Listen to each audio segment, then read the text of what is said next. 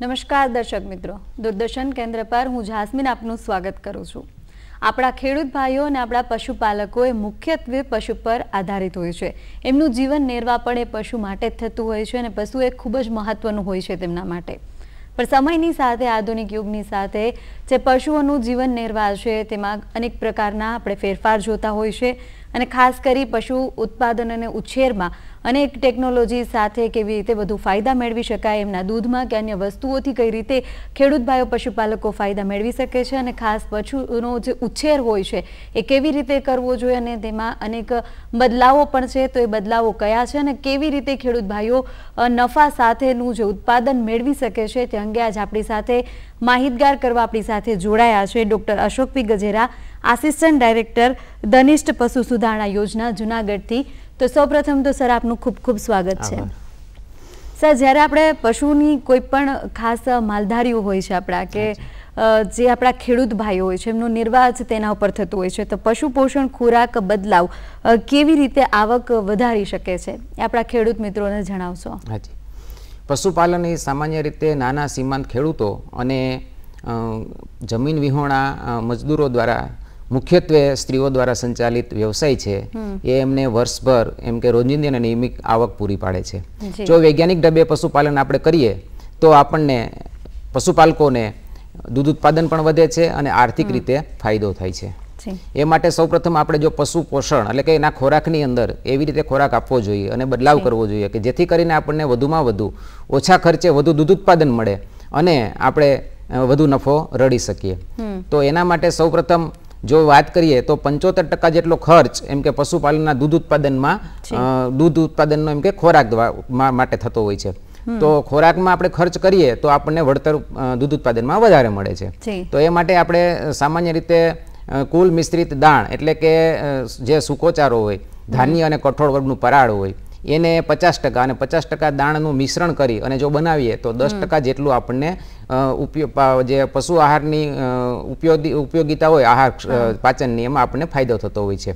અને બીજું, સમતોલ આહાર આપણે આપવો જોઈએ, કારણ કે સમતોલ આહાર એક એવો આહાર છે કે જે દૂધ છે એ સંપૂર્ણ ખોરાક છે, તો જે જરૂરી તત્વો છે એ બધા એમને મળી રહે। તો એ માટે સમતોલ આહાર માટે સૌપ્રથમ આપણે એમ કે ધાન્ય વર્ગનો ચારો બે ભાગ અને કઠોળ વર્ગનો ચારો એક વર્ગ આપણે એમને 1% આપવો જોઈએ, એક ભાગનો।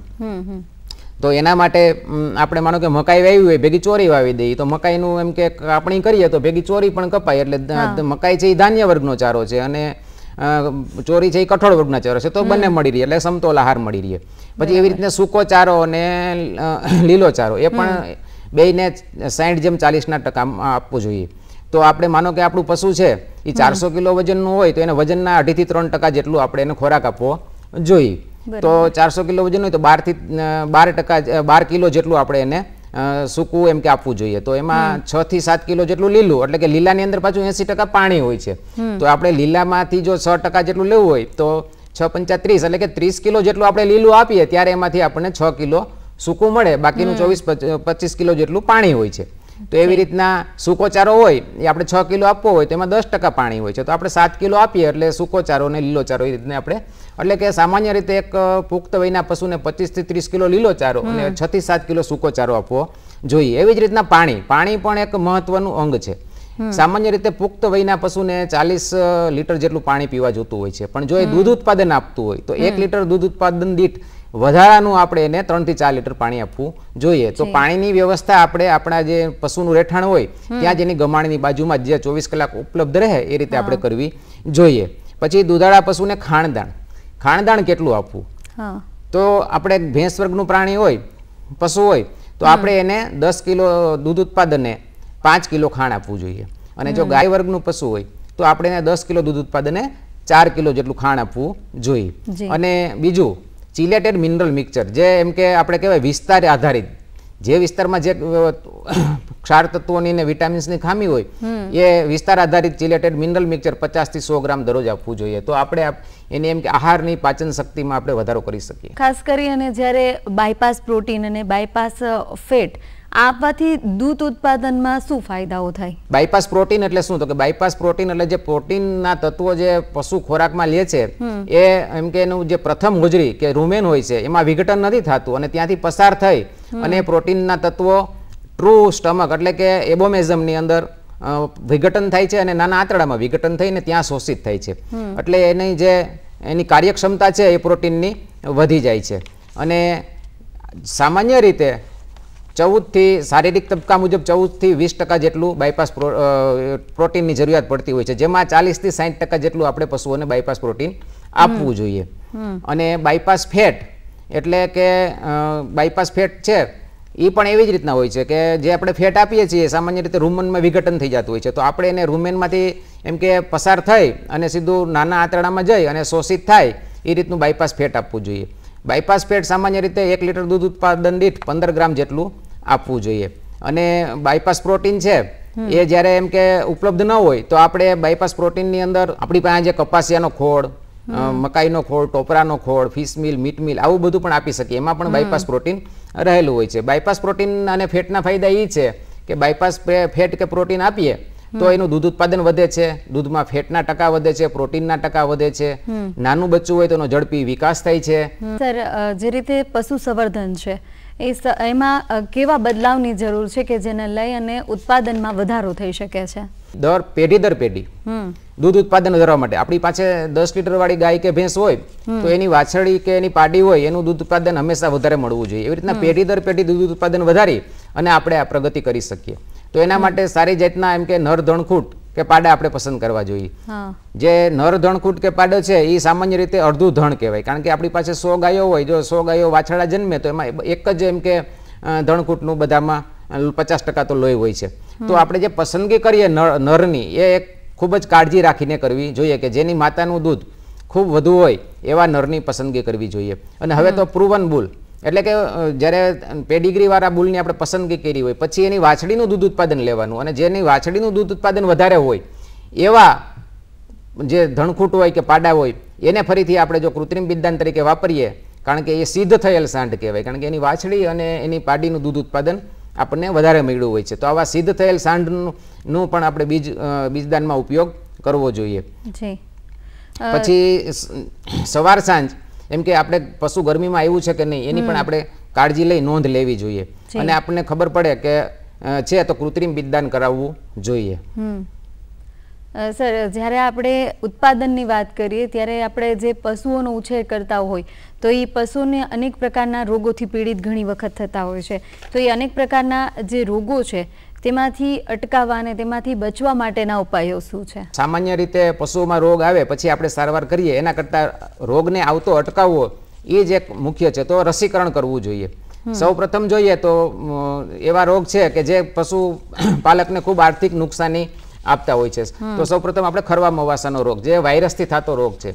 જો આ ખરવા મવાસાનો રોગ આવે તો પશુ દૂધણું હોય તો એમ કે વસુકી જાય છે, ગાભણ હોય તો એમ કે ત્રોઈ જાય છે કે બચ્ચું નીકળી જાય છે. તો આવા એને અથવા તો પગમાં એમ કે ખરીમાં મસ થતા હોય છે. તો આ આર્થિક નુકસાની ખૂબ પશુપાલકને થતી હોય છે. તો એના માટે આપણે એમ કે આવા રોગની રસીકરણ કરાવી લેવું જોઈએ. જ્યારે બચ્ચું જન્મે ત્યારે એમ કે ખરવા મવાસાની રસીકરણ 4 માસનું હોય ત્યારે પ્રથમ ડોઝ, અને પછી દર 6 માસે એને વર્ષમાં 2 વાર રસીકરણ કરવું જોઈએ. એવી રીતના ગળસુંઢો છે એ પણ 6 માસની ઉંમરે અને પછી દર વર્ષે ચોમાસા પહેલા કરાવી લેવું જોઈએ. ગાંઠિયો તાવ છે એનું પણ 6 માસની ઉંમરે પ્રથમ વેક્સિન અને પછી દર વર્ષે કરાવી લેવું જોઈએ. પછી ચેપી ગર્ભપાત એટલે કે જ્યારે પ્રથમવાર ગાય કે ભેંસ ગાભણ થાય છે ત્યારે એ અધૂરા મહિને બચ્ચું કાઢી નાખે છે. તો એના માટે આપણે ચેપી ગર્ભપાતની રસી હોય છે, જે 4 થી 9 મહિનાનું પશુ થાય ત્યારે આપણે ચેપી ગર્ભપાતની રસી આપી દેવી જોઈએ. બીજો એક ઉણપથી થતો રોગ છે કિટોસિસ, કે જે પણ ખૂબ જ એમ કે આર્થિક નુકસાની પશુપાલકોને થતી હોય છે. કિટોસિસની અંદર કાર્બોદિત પદાર્થની જે ચયાપચયની ક્રિયા હોય એમાં ખામી સર્જાય છે. એને હિસાબે શર્કરાની ખામી થાય છે. એટલે પશુ સૌપ્રથમ ખાણ ખાવાનું બંધ કરી દે છે. દૂધ ઉત્પાદન હોય એ 2-4 લીટર ઘટી જાય છે. તો પશુપાલકોને એમ હોય છે કે ભાઈ લીલો ચારો સૂકો ચારો ખાય છે એટલે સારવારમાં થોડીક વાર લાગે. તો એ દરમિયાન એમ કે જે આર્થિક નુકસાની પશુપાલકોને જાય છે. તો આ માટે સૌપ્રથમ તો આપણે ખબર પડવી જોઈએ કે ભાઈ રોગના લક્ષણો શું, તો કે કિટોસિસ એને કહેવાય. કિટોસિસની અંદર સૌપ્રથમ ખાણ બંધ કરે, પછી લીલો ચારો સૂકો ચારો બંધ કરે, ગોળ ગોળ ફરે. તો આવા જ્યારે લક્ષણો દેખાય ત્યારે આપણે પશુ ચિકિત્સકને બોલાવી અને એની સૌપ્રથમ આપણે સારવાર કરાવી લેવી જોઈએ. હા, બરાબર. એટલે સર, જેવી રીતે કોઈ પણ બાળક હોય કે કોઈ વ્યક્તિઓ એના માટે અલગ અલગ વેક્સિનેશન હોય છે, એમ પશુઓ માટે પણ હોય છે. એ ખૂબ જ સરસ. સર, આગળ પૂછવા માંગીશ કે ચાફ કટરની ઉપયોગિતા શું છે? સામાન્ય રીતે ઘાસચારો પૂળા નાખતા હોય છે, પણ જો ચાફિંગ કરીને કાપણી કરીને જો આપણે એને નાખીએ તો એમ કે 20 થી 25% જેટલી નિરણની બચત થાય છે. શા માટે થાય છે? તો કે જે જુવાર કે મકાઈ હોય છે એની દાંડી છે એ સખત અને જાડી હોય છે. આથી પશુ ઉપરનો કૂણો ભાગ અને પાંદડા ખાય છે, અને જે કઠણ ભાગ હોય એ રહી જાય છે, એ ઉકરડે જાય છે. તો આ નિરણનો બગાડ થાય છે. એ બગાડ ન થાય એટલે જો ચાપ કટરથી આપણે ચાફિંગ કરી અને ચારો નાખીએ કાપણી કરેલો 2 થી 3 સેન્ટીમીટરના, તો બધો જ ચારો ખાઈ જાય છે. એટલે કે 20 થી 25% જેટલો ચારાની બચત થાય છે. આપણે 10 પશુ જે ચારાની અંદર રાખતા હોય એમાં વધારાના 2 પશુ એટલે કે 12 પશુ રાખી શકીએ. તો 2 પશુનો ચારો આપણને વધે એમાં આપણે બીજા વધારાના 2 પશુ રાખી શકીએ. સર, જેવી રીતે આપણે ચાફ કટર વિશે વાત કરી તેવી જ રીતે સાઇલેજ. એ સાઇલેજ એટલે શું છે? સાઇલેજ એટલે કે લીલા ચારાનું અથાણું. સામાન્ય રીતે આપણે વાત કરી કે ભાઈ લીલો ચારો 24 કલાક દરમિયાન એમ કે 365 દિવસ મળવો જોઈએ. તો ઉનાળાની ઋતુમાં જ્યારે લીલો ચારો ના હોય ત્યારે આપણે શું કરવું? તો ત્યારે આપણે એમ કે જો જ્યારે આપણી પાસે ચોમાસા અને શિયાળા દરમિયાન પાણી હોય ત્યારે આપણે એમ કે લીલો ચારો જુવાર મકાઈના રૂપમાં વાવ્યો હોય તો એની આપણે કાપણી કરી લઈએ. ક્યારે કાપણી કરવાની? તો કે 50% ફ્લાવરિંગ એટલે કે મકાઈમાં સમરા આવે અને જુવારમાં લોથા આવી જાય 50% જેટલા, એટલે એને કાપણી કરવાની. કાપણી કરી એમાં 80% જેટલું પાણી હોય, એને 2 દિવસ સૂકવી દો એટલે એમાં 60% જેટલું પાણી રહે. પછી એને ચાફિંગ કરી નાખવાનું. નાના 2 થી 3 સેન્ટીમીટરના કટકા કરી અને આપણે એને સાઈલો બેગ આવે પ્લાસ્ટિકની, એમાં અથવા તો સાઈલો પીટ પાકી કુંડી બનાવો અથવા તો સાઈલો ટાવર ઉપર બનાવો, એની અંદર આપણે જો એને એમ કે રાખી એમાં 1000 કિલો એમ કે સાઇલેજના જે આપણે કટકા કર્યા હોય જુવાર કે મકાઈના, એમાં 2 કિલો મીઠું અને 20 કિલો જેટલી ગોળની રસી આપણે ભેળવી અને એને હવા ટાઈટ રાખી અને આપણે એને પેક કરી દેવાનું. પછી જ્યારે ઉનાળા દરમિયાન કે આપણે જ્યારે જરૂર પડે ત્યારે આપણે એમ કે એ સાઇલેજ ખોલી અને સૂકવી અને આપણે દૂધાળા પશુને 15 કિલો જેટલું દૂધ દોહન કર્યા પછી ખવડાવી શકીએ. સાઇલેજ પ્રક્રિયા અને ચાફ કટર આ આપણા ખેડૂત ભાઈઓ માટે અને જે પશુપાલકો છે એના માટે ખૂબ જ ફાયદાકારક છે. એવી જ રીતે સર, યુરિયા પ્રક્રિયા શું છે અને તેની ઉપયોગિતા શું છે? યુરિયા પ્રક્રિયા એટલે જે આપણે એમ કે ઘઉંનું કુંવર કે જે પરાળ હોય છે એ એમ કે એમાં પોષક તત્વો ખૂબ ઓછા હોય છે. એટલે કે ઓછા પોષક તત્વો વાળા સૂકા ચારાને પૌષ્ટિક પોષક તત્વો વાળો માં ફેરવવાની પ્રક્રિયાને યુરિયા પ્રક્રિયા કહેવામાં આવે છે. એની અંદર સૌપ્રથમ ઘઉંનું કુંવાર કે પરાળ આપણે 100 કિલો લઈએ તો 4 કિલો જેટલું યુરિયા લેવાનું, એટલે કે 4% યુરિયાનો ઉપયોગ કરવાનો અને એને 40 લીટર જેટલા પાણીમાં દ્રાવણ બનાવી અને ઘઉંનું કુંવળનો આપણે થર કરતો જવાનો 6 ઇંચનો, એમાં યુરિયાવાળું પાણી છાંટતું જવાનું. એવી રીતના બધા 8-10 થર તૈયાર થઈ જાય એટલે આપણે એને ઢાંકી દેવાનું પ્લાસ્ટિકથી. પછી 21 દિવસ પછી એમાં એમ કે પ્રક્રિયા થવાની થઈ જાય પછી એને એક બાજુથી ખોલી અને આપણે કાઢી અને 30 મિનિટ તડકે સૂકવી અને ખવડાવી શકીએ. તો ગુવાર એમાં ફાયદો એ થાય છે કે સામાન્ય રીતે ગુવારમાં 1 થી 2% જેટલું પ્રોટીન કે નહિવત પ્રોટીન હોય છે. જો આપણે યુરિયા પ્રક્રિયા કરી અને ખવડાવીએ તો 7 થી 8% જેટલું પ્રોટીન એમાં નિર્માણ થાય છે. એટલે કે એમ કહી શકાય કે યુરિયા પ્રક્રિયા કરેલું કુંવર લીલી મકાઈની ગરજ સારે છે, એટલે કે લીલી મકાઈ જેવું કામ આપે છે. સર, ખાસ કરી અને જે દૂધ ઉત્પાદન હોય છે અને દૂધ એવી વસ્તુ છે કે ઘરે ઘરે લોકો ઉપયોગ કરતા જ હોય છે, તો સ્વચ્છ દૂધ એ શું છે અને તેનું વધુ ઉત્પાદન, સારું ઉત્પાદન કઈ રીતે લઈ શકાય? હા, સ્વચ્છ દૂધ એટલે કે તંદુરસ્ત પશુમાંથી મેળવેલ સામાન્ય બંધારણ ધરાવતું, સારા સ્વાદ અને સુગંધવાળું અને એમાં ઓછામાં ઓછા હાનિકારક તત્વો અને રસાયણો હોય, રસાયણના અવશેષો હોય અને એને લાંબો સમય સુધી એમ કે બહાર આપણે રાખીએ તો પણ એ બગડતું નથી. એને એમ કે સ્વચ્છ દૂધ કહેવાય છે. તો સ્વચ્છ દૂધ એટલે કે ઉત્તમ ગુણવત્તાવાળું દૂધ અને નફાને અતૂટ સંબંધ રહેલો છે. જો સ્વચ્છ દૂધ હશે ઉત્તમ ગુણવત્તાવાળું તો આપણને લાંબો સમય આપણે એને સંગ્રહી શકશું અને આપણને નફો પણ વધારે મળી શકશે. એવી રીતના એને કઈ રીતે આપણે ઉત્પાદિત કરવું? તો સામાન્ય રીતે મિલ્ક મશીન જે આવતું હોય છે, મિલ્કિંગ મશીન હોય છે, એની અંદર જો આપણે દોહન કરીએ તો પશુનું દૂધ સીધું એમ કે આંચળમાંથી સીધું દોહન થઈ અને સીધું કેનમાં જતું હોય છે. એટલે એમાં બહુ સ્વચ્છ દૂધ ઉત્પાદન આપણે મેળવી શકીએ છીએ. પણ આપણા દેશની અંદર સામાન્ય રીતે મિલ્કિંગ મશીનનો ઉપયોગ ઓછો થાય છે અને હાથેથી દોહન કરતા હોઈએ છીએ. તો આપણે શું કાળજી રાખવી? તો કે આપણા જે હાથ કે હાથના જે નખ હોય એ આપણે કાપેલા હોવા જોઈએ અને આપણે એમ કે સાબુથી હાથ ધોયેલા હોવા જોઈએ દોહન પહેલા. પછી જે રોગિષ્ટ પશુનું જો દૂધ હોય તો આપણે એને અલગ રાખવું જોઈએ. પછી જો પશુ છે એની 2-3 શેડ છે એ પહેલા નોખી લઈ લેવી જોઈએ. પછી આંચળ છે ને એ આપણે એક અલગ વાસણમાં દૂધ લઈ ઓલા અલગ આંચળમાં પાણી લઈ અને એ પાણીને આપણે એમાં પોટેશિયમ પરમેંગેનેટ નાખી અને એનો એમ કે છંટકાવ કરી અને કોરા કપડાથી આપણે આંચળ અને આવ ધોઈ નાખવું જોઈએ. અને જે દોહન માટેનું જે આપણે વાસણ લઈ એ સ્વચ્છ અને ચોખ્ખું તડકે સૂકવેલું હોવું જોઈએ. પછી જ્યારે આપણે દોવા બેસીએ ત્યારે એમ કે અંગૂઠો આપણો છે એ હંમેશા બહાર હોવો જોઈએ. અંગૂઠો અંદર લઈ અને આંચળને ક્યારેય દોવા જોઈએ નહીં. અને બીજું કે 5 થી 7 મિનિટમાં ઝડપી અને સ્વચ્છ અને શાંત વાતાવરણમાં દોહન કરવું જોઈએ. જો આપણે ઝડપી દોહન કરીએ તો આપણને, કારણ કે એમાં જે ઓક્સિટોસિન હોર્મોન્સ ઉત્પન્ન થતો હોય છે, આ જે લેટ ડાઉન ઓફ મિલ્ક માટે એમ કે પ્રાહુઓ મૂકે ત્યારે, તો એ 5 થી 7 મિનિટ સુધીની અસર રહે છે. અને એની અસર નીચે જે આવના જે આંચળના સ્ફિંક્ટર હોય, વાલ હોય, એ ખુલી જતા હોય છે. પછી આપણે જો 7-8 મિનિટ પછી એમ કે એની અસર ઓછી થઈ જાય એટલે દૂધ ઉત્પાદન પછી આવી શકતું નથી. એટલે ઝડપી દૂધ ઉત્પાદન એટલે ઘણી વખત એવું હોય છે, એક વ્યક્તિ એક ભેંસને દોવા જાય તો 6 લીટર દોઈ આવે, એ જ વ્યક્તિ પાછી બીજી જાય તો 7 લીટર દોઈ આવે. તો આપણને આર્થિક નુકસાની જતી હોય છે. એટલે ઝડપથી એમ કે આપણે દૂધ ઉત્પાદનનું કામ લઈ લેવું જોઈએ. અને હંમેશા જ્યારે દૂધ દોતા હોય ત્યારે લીલો ચારો અથવા તો ખાણ આપવું જોઈએ. સૂકો ચારો ક્યારેય ના આપવો જોઈએ દૂધ દોહન વખતે, કારણ કે એમાંથી રજ અને ઉડી અને દૂધમાં પડવાની શક્યતા રહેલી હોય છે. અને સ્વચ્છ અને એમ કે જે એનું ફ્લોરિંગ હોય, ભોંયતળિયું, એ પાકું અને સ્વચ્છ હોવું જોઈએ. પછી જ્યારે દોહન પૂરું થઈ જાય પછી આપણે આપણા પશુને એમ કે ઓછી સાંદ્રતાવાળું પોટેશિયમ પરમેંગેનેટ અથવા તો પ્રોવિડિન આયોડિનવાળું દ્રાવણ 4 ભાગનું લઈ 1 ભાગ ગ્લિસરીન લઈ અને એ એક કપમાં લઈ અને ટીટ ડીપ કહેવાય પદ્ધતિ અને આંચળને બોળી દેવો જોઈએ, જેથી કરીને મસ્ટાઇટિસ જે રોગ થાય છે એ રોગ થાય નહીં. મસ્ટાઇટિસ એટલે આવનો સોજો.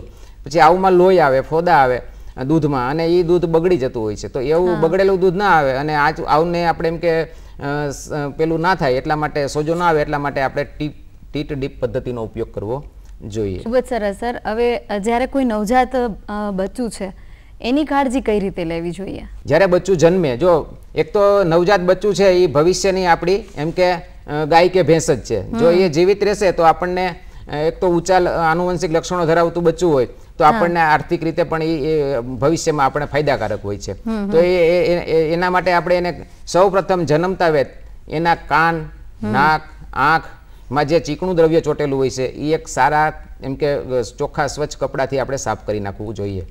જો શરીર ઉપર મેલી ચોટેલી હોય તો એ પણ આપણે સાફ કરી અને પછી એને એની માં આગળ મૂકવું જોઈએ.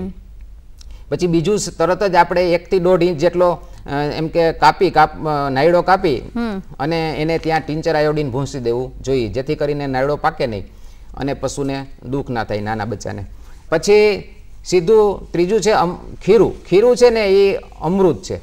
જો આપણે આપણા બચ્ચાને ખીરું એને પશુપાલક આપે એ અડધી કલાકમાં આપી દેવું જોઈએ. કેટલું આપવાનું? તો કે એના વજનના 10%.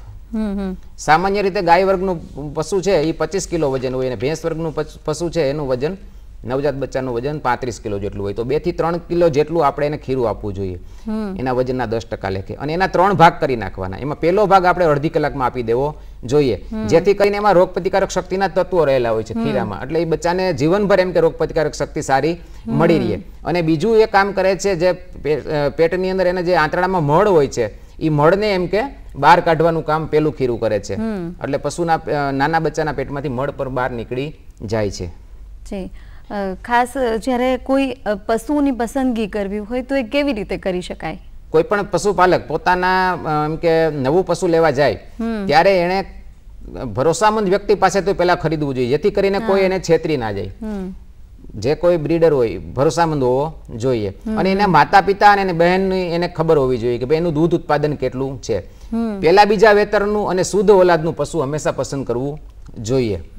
પછી આપણે પશુ લેવા જઈએ ત્યારે બીજી ઘણી બધી કાળજીઓ રાખવાની થતી હોય છે. તો એની અંદર આપણે એમ કે એને આપણે અંદર એમ કે જઈએ તો એમ કે એની જે ચામડી છે એ ચળકતી હોવી જોઈએ, આંખો ચપળ હોવી જોઈએ, પછી નસકોરા પોળા હોવા જોઈએ, છાતીનું પાંજરું મોટું હોવું જોઈએ, પછી ઉપર ફાંચા આકારનું શરીર હોવું જોઈએ, એટલે કે પૂંછડાની બંને બાજુ પિન બોન હોય છે. એનું અંતર વધારે જેટલું હોય એટલો એનો એમ કે હોજરીનો ઘેરાવો અંદર વધારે હોય તો વધારે ખાઈ શકે અને વધારે દૂધ ઉત્પાદન આપી શકે.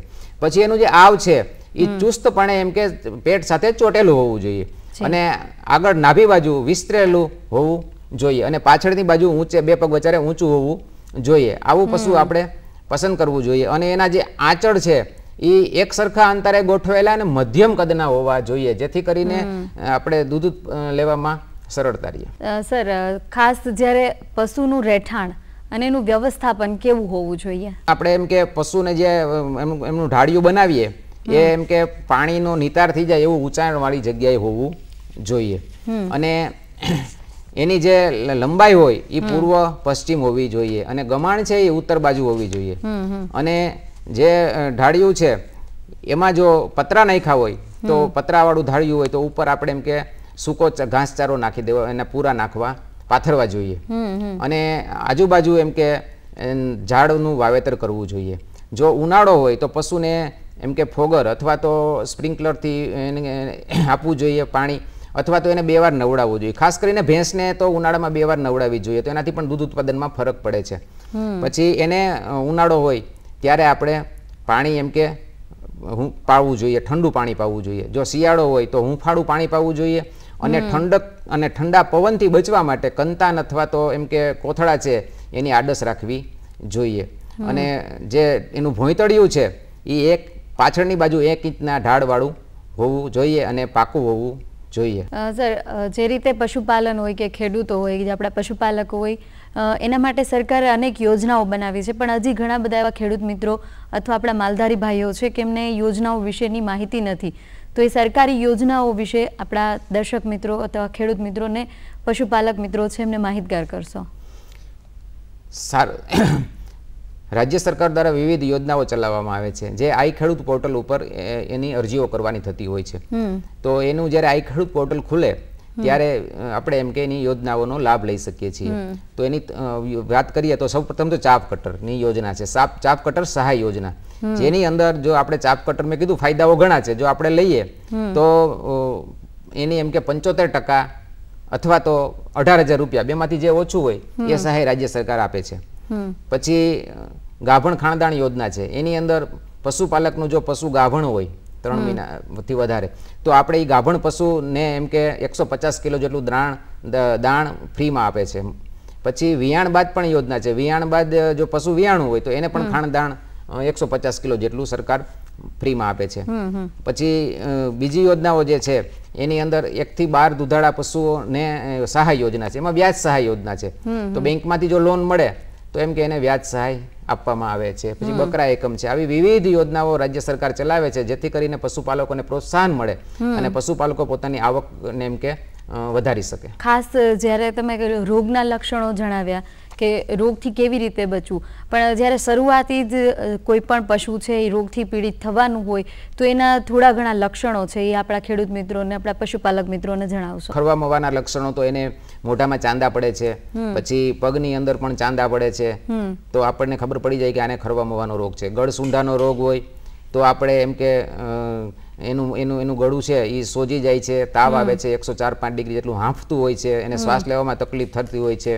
એવી જ રીતના કાળિયો તાવ છે, તો ગાંઠિયો તાવ છે, ગાંઠિયા તાવની અંદર એને જે ચામડીની નીચેનો જે માંસપેશી હોય છે એની અંદર એના જીવાણુ હોય છે, એટલે એ ફૂલી જાય છે, આમ ગાડલા જેવા થઈ જાય, આપણે એને ક્રેપેટેટિંગ સાઉન્ડ આવે, આપણે એને દબાવીએ તો કરડ અવાજ આવતો હોય છે. પછી એવી જ રીતને માનો કે પશુને ઝાડા થયા હોય, નાના પશુને ખાસ કરીને નવજાત બચ્ચાને તો એમ કે એને ઝાડા થતા હોય છે, તો એને વધુ દૂધ આપીએ તો એને ખરેખર કૃમિનાશકનો ડોઝ આપવો જોઈએ. પ્રથમ મહિને 1 ડોઝ આપી દેવો જોઈએ કૃમિનાશકનો, પછી બીજા મહિને, પછી ત્રીજા મહિને, પછી છઠ્ઠા મહિને ડોઝ આપી અને દર 6 મહિને આપણે એમ કે નાના બચ્ચાને કૃમિનાશકનો ડોઝ આપવો જોઈએ. આ રીતે આપણે જ્યારે જોવી ત્યારે કોઈ પણ પશુ હોય છે શેરી ગલીમાં કે એવી રીતે કોઈ પણ વસ્તુ ખાઈ લેતું હોય છે, એનાથી એ પશુને કેવી અસર થાય અથવા તો એ દૂધ ઉત્પાદનમાં એની કેવી અસર હોય છે? એમ કે રખડતા પશુઓ હોય છે એ બધું ઘાસચારો એને ઓછો મળતો હોય છે અને વધુ પડતું એ એઠવાડને એવું ખાતા હોય છે. અને જે શેરીમાં એમ કે રખડતા હોય ત્યારે કોઈ પ્લાસ્ટિક કે હોય એની અંદર ગોળ કે એવું હોય તો એ પ્લાસ્ટિક પણ સાથે ખાઈ જતા હોય છે.